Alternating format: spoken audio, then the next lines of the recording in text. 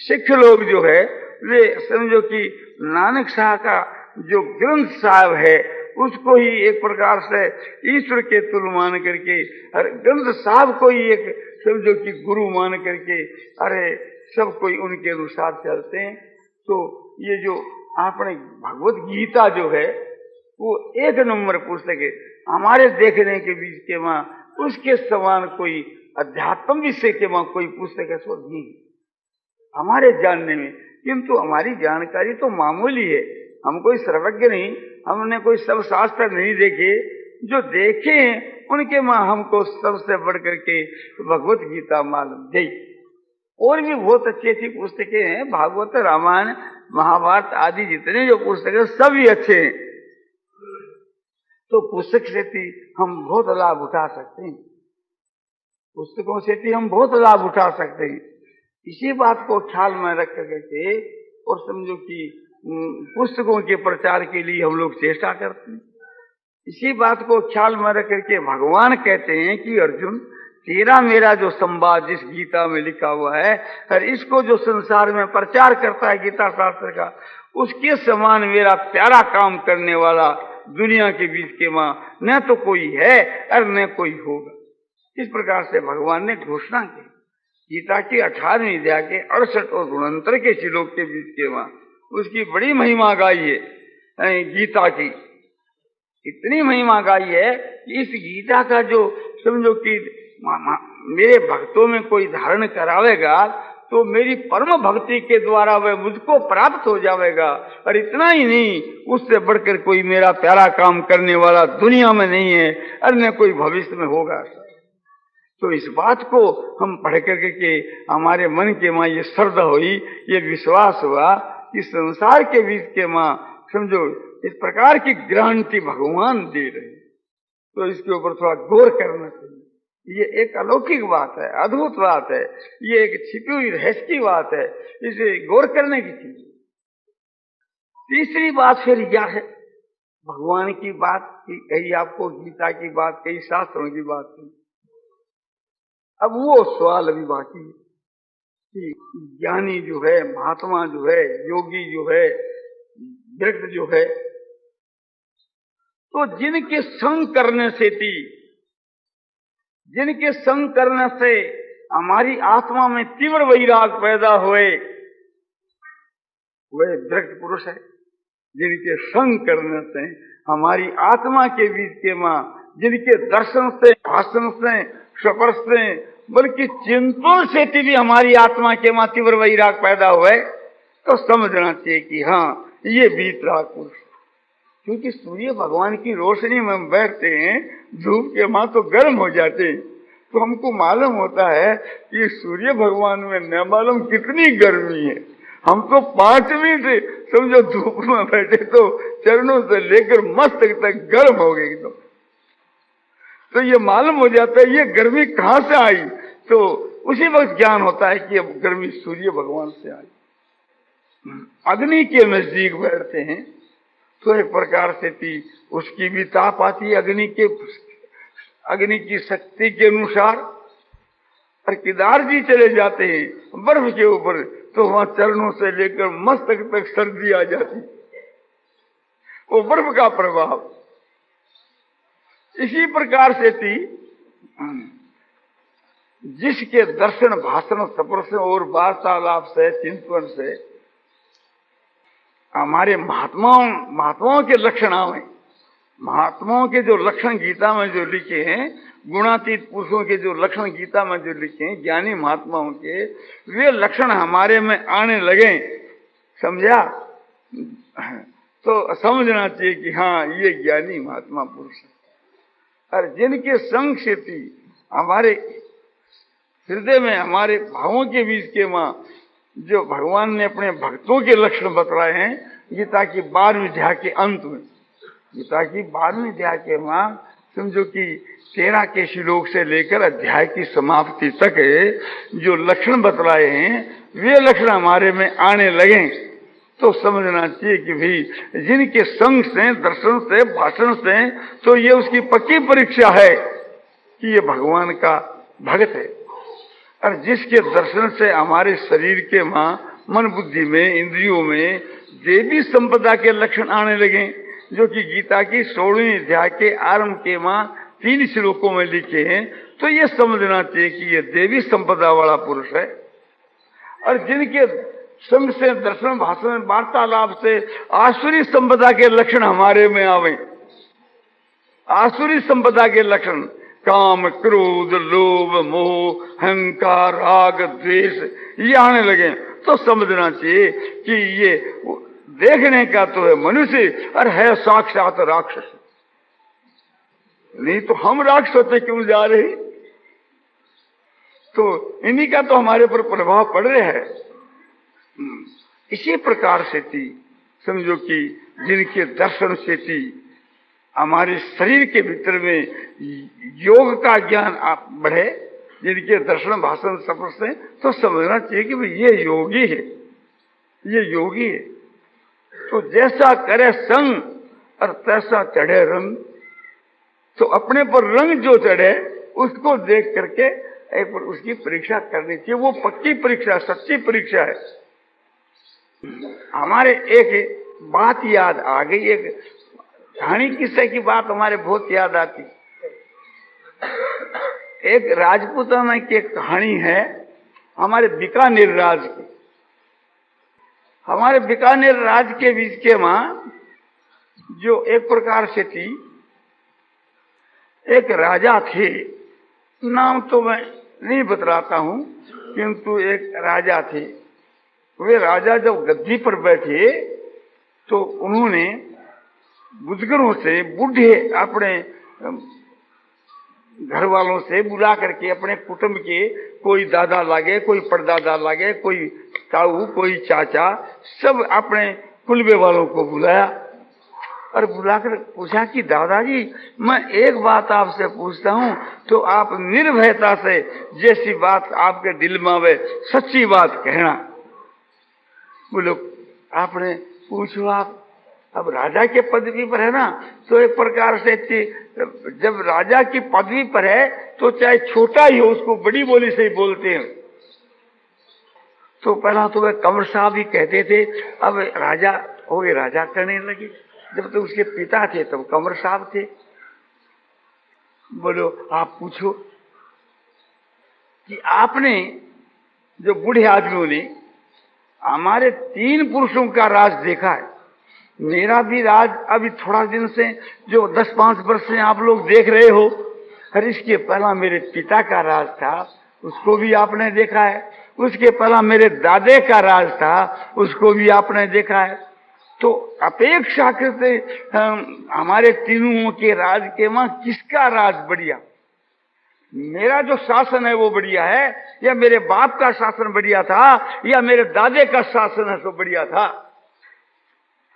बोलो कंवर साहब आप बड़े आदमी, आपकी परीक्षा हम लोग नहीं कर सकते। आपकी, आपके पिता की, आपके दादे की, उनकी परीक्षा करनी हमारी सामर्थ्य के बाहर है। हम तो अपने में जो बात बीती, अपने ऊपर जो असर पड़ा, वो बात हम कह सकते, उससे आप अंदाजा सब लगा ली।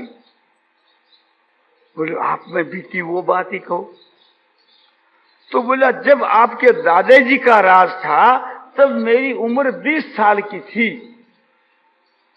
तो मैं एक प्रकार से धोरों के जो बाड़ी के टीबे होते हैं वहां से मैं आ रहा था, तो मेरे कानों में आवाज पड़ी कि कोई एक स्त्री रो रही है।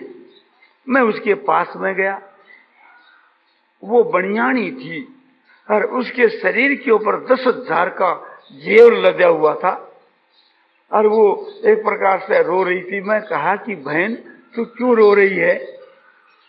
उसने कहा, सारी बात बतलाई कि मैं अपने ससुराल से थी, मैं अपने पीर से थी, ससुराल के मैं जा रही हूं और मैं मुकलावा लेकर के अपने पीर से थी, अपने ससुराल को जा रही थी। मेरे साथ के समझो कि बैली थी, बैली माने समझो कि बैलों की गाड़ी, और समझो कि ऊंट थे और उसमें बहुत सामान हजारों रुपयों का सामान लदया हुआ था।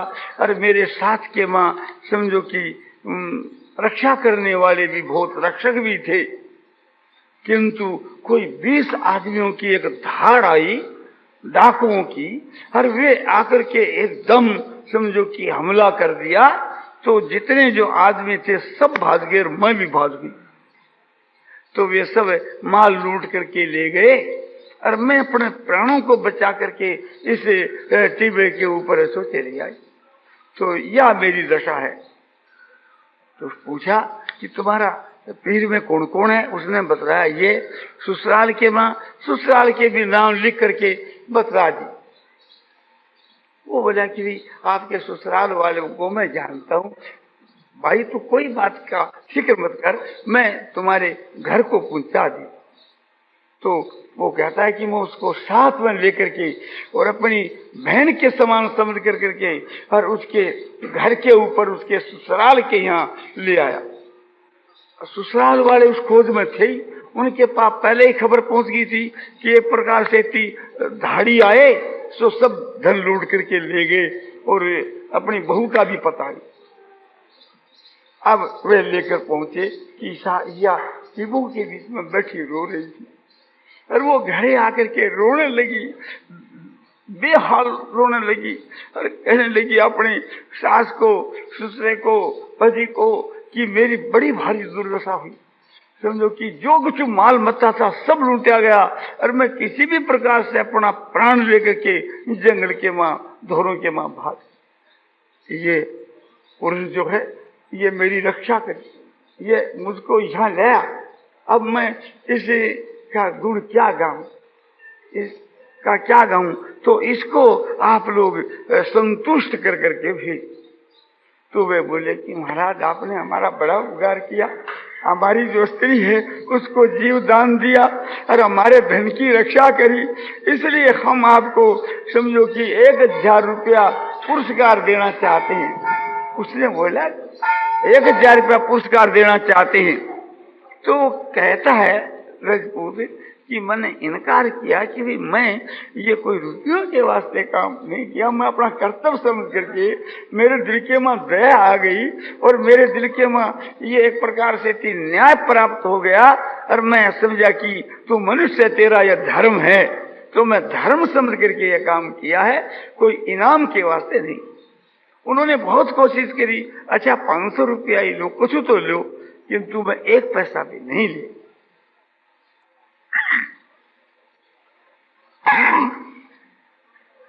ये बेचारे लाचार हो गए और क्या उपाय कर सके जब मैं नहीं लिया। बस मैं अपने घर आ गया। ये मेरी वृत्ति जब तक आपके दादा जी जीते रहे, यही मेरी वृत्ति बड़ी। जब आपके दादा जी का शरीर शांत हो गया और उस वक्त के बीच के मां मेरी आयु जो है सो करीब 50 वर्ष की हो गई। उस वक्त के मां मेरे मन में ये बात आने लगी कि देखो कि उस समय में एक जो स्त्री अपने को मिली थी, कैसा मौका था, उस जंगल में उसका 10,000 रुपया का जेवर उतार लेते तो रोती रहती और रोती थी, रोने में ही रोना खट जाता। अब तुम्हारे को कौन पकड़ता? तो वो 10,000 रुपयों का आज ब्याज होता तो कितना होता, समझा? क्योंकि 12 वर्ष से दूना हुए, 8 आना के ब्याज से, 1 रुपया के ब्याज से, तो एक प्रकार से थी कितने रुपये हो जाते। तो मैंने बड़ी भूल करी, मैं इस बात के वहां गलती खाई, क्या धर्म के झंडे को पकड़ के बैठ गया मैं तो। अब वो क्या मुझको धर्म काम देता है? यदि मैं वो गहना उतार लेता तो आज मालो माल हो जाता। ऐसी मेरी भावना आने लगी। वो बात तो मैंने बुरी मालूम देने लगी विचार के द्वारा, मैं विचार के द्वारा, बुद्धि के द्वारा तो वो बात मुझको बुरी मालूम देने लगी, किंतु रुपयों की आसक्ति के कारण से थी मुझको ये बात मालूम होने लगी कि ये तने भूल खाई। वो रुपया एक से घर में आ जाता तो आज मौज कर। और कंवर साहब जब से आप गद्दी पर बैठे हो, अब मेरी 70 वर्ष की उम्र हुई, तब आप बैठे, और आज मेरी उम्र समझो कि 75 या 80 के नजदीक जाने लगी। अब जो मेरी स्त्री जो है वो मर गई। मेरे मन में ये आने लगी कि बुढ़ापे की अवस्था के बन समझा करके अपन ले आता तो स्त्री की तो स्त्री रहती और रुपया का रुपया रहती। 10,000 रुपया का गहना भी अपने हजम हो जाता और उसको समझा करके अपनी औरत बना लेते, समझा, तो मौज करते। तो अब एक प्रकार से बुढ़ापे में वो सेवा करती और रुपयों से मौज। अब कंवर साहब ये बात हमारे दिल में आने लगी, हम जो मरने चाहते, ये वृद्धावस्था के बीच के हमारी ये दशा है। कंवर साहब हम तो अपनी दशा आपको बतलाइए, आपके माँ कौन बड़ा छोटा है उसके निर्णय करने की हमारी सामर्थ्य नहीं। हम तो आपको बतला दिया कि आपके राज में तो हमारे मन की यह दशा है, और आपके बाप के राज के माँ वो दशा थी, और आपके बापे के राज के माँ वो दशा। अब किसका राज बढ़िया और किसका राज घटिया, इसका अंदाजा तो आप ही लगाओ। तो कहने का मेरा अभिप्राय यह है कि जैसा करे संग और तैसा चढ़े रंग।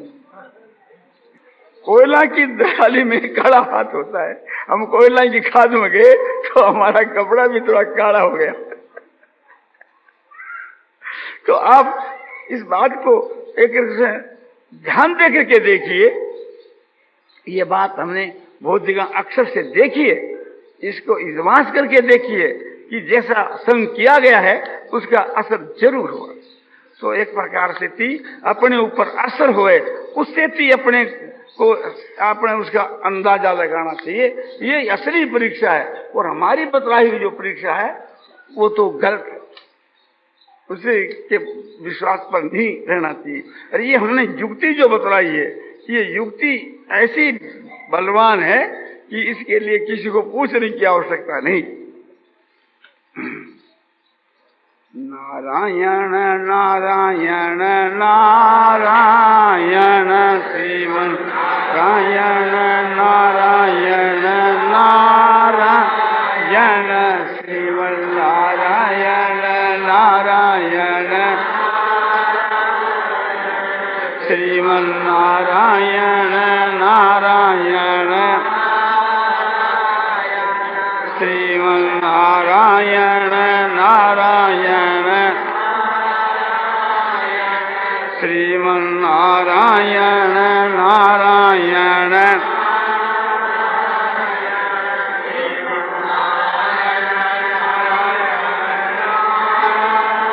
श्यावर रामचंद्र की जय, मोर मुकुट बंसी वाले की जय। मन राम जी सदा बर दीजो है माय, मन राम जी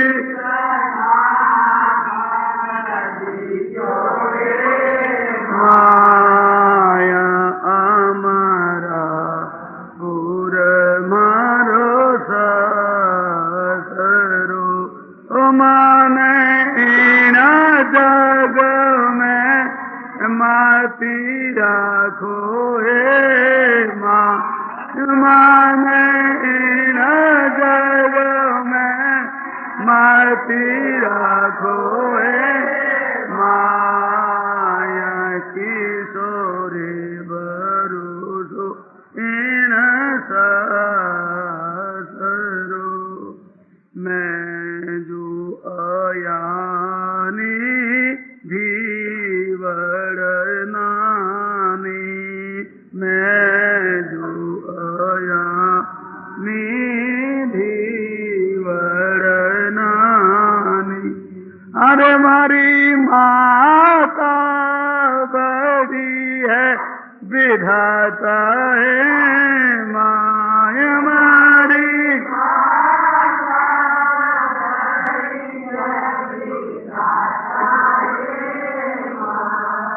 माया हमारा पुर मारो सरो है। मन जोगो में मती राखो है माँ,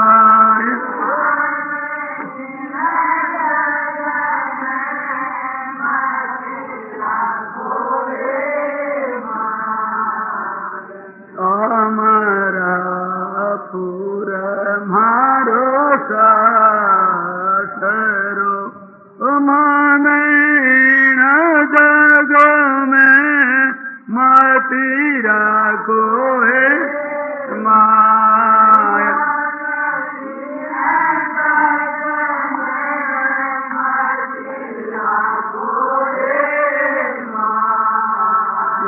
किशोरे भरोसो इन सासरो बाबल ज्ञानी सब विध जानी बाबल ज्ञानी सब विध जानी यदि मन चार पदारथ दाता है माय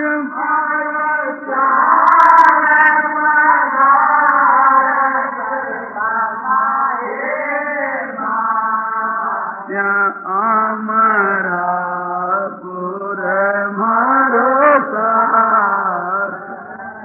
यदि मन राम जी सदा बर दीजो है माया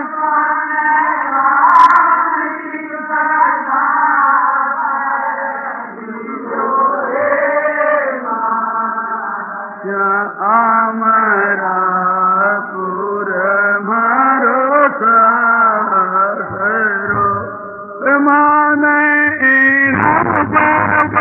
में मती राखो माया मान जग में मती राखो माया किशोरे भरोसो इन सासरो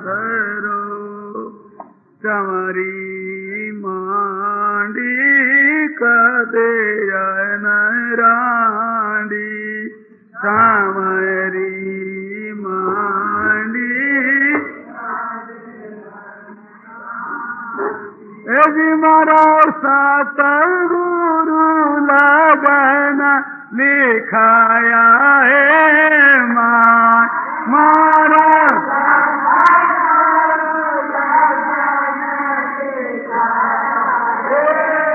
माया अमरा पुर मारो सासरो मान राम जी सदा बर दीजो है माय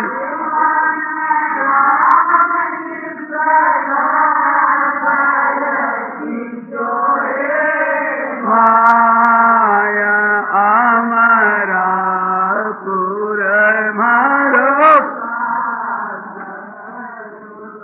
मान गो में मती राखो है माय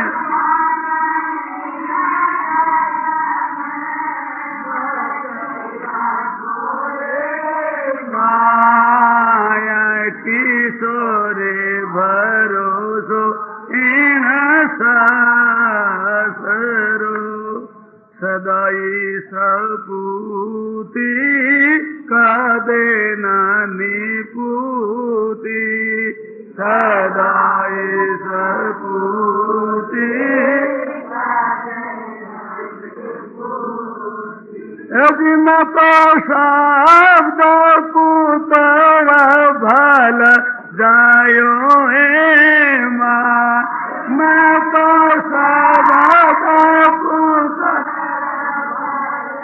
जायो है माया अमरा पुर मारो सरो मान राम जी सदा बरती जो है माय मान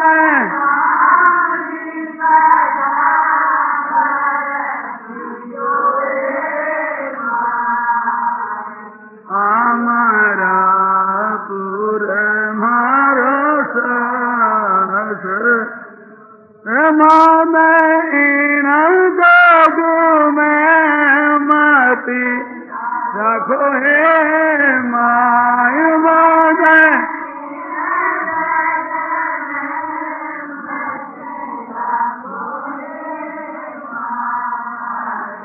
किशोरे भरोसो इन सासरो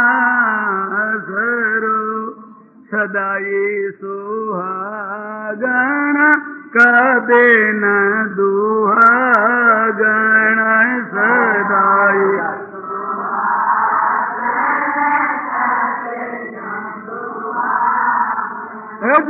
तो आजार मारा बार पायो है माय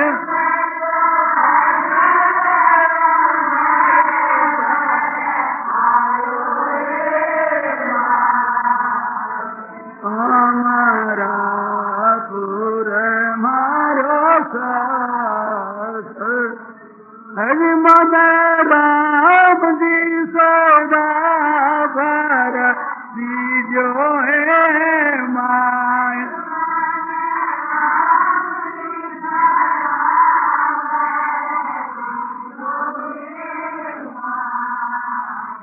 हमारा पुर मारो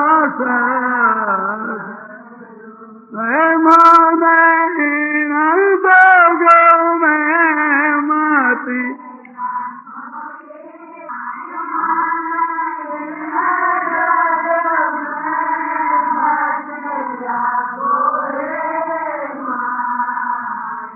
किशोरे भरोसो इन सासरो दोय बनवा सिया जीवन में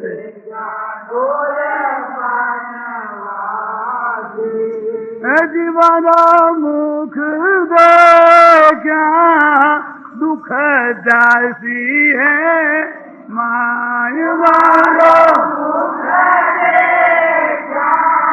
सुख पासी है माय वन में देखा दो बनवासिया जीवन में देखा दो हरे भोज पथ के सर पहिरे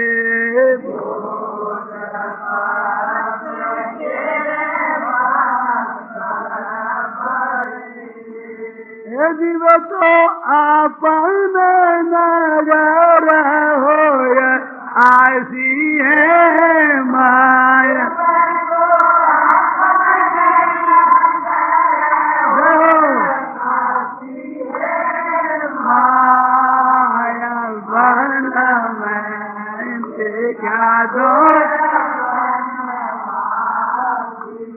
जीवन मुख देखा सुख पासी है माया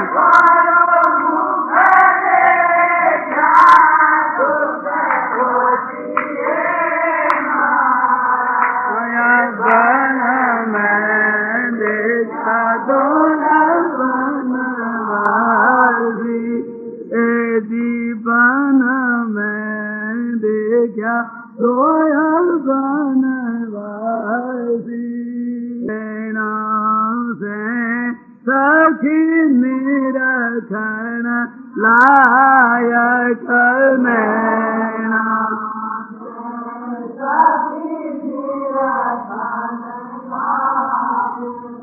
जीवन कौन किया बन वासी है माय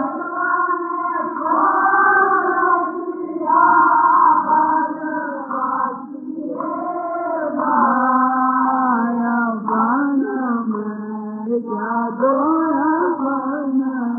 जीवन मुख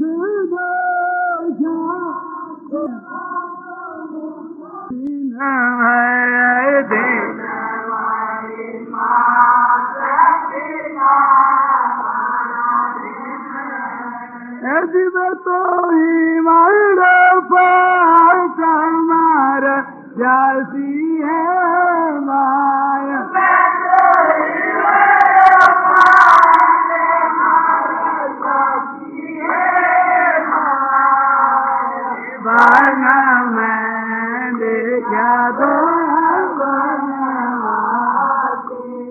जीवन मुख देखा सुख पासी है माया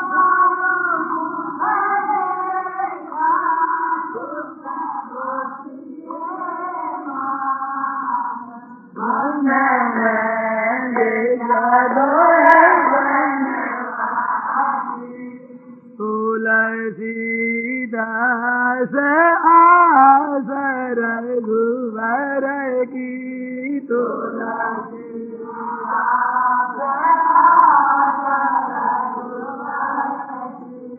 जीवन सारण कमल सीत लासी है माया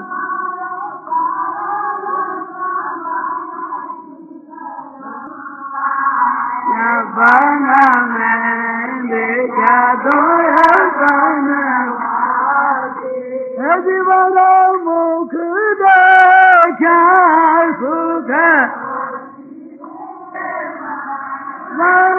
मुख देखा